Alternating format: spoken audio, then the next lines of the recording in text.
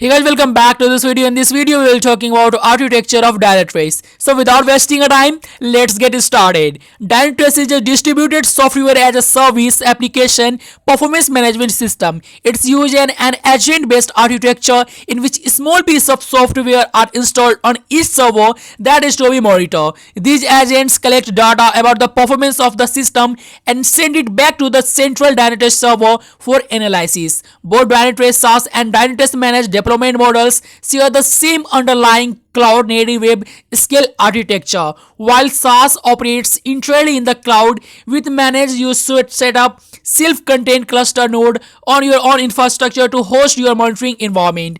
Dynatrace is the only solution on the market architected with dynamic web scale cloud native technologies. Running on public clouds, Dynatrace is built on an elastic grid architecture that scales to 100k plus host easily. They use the most robust enterprises proven cloud technologies to provide a monitoring solution as resilient and available as a system it monitors. So that's all from this video. Thank you guys.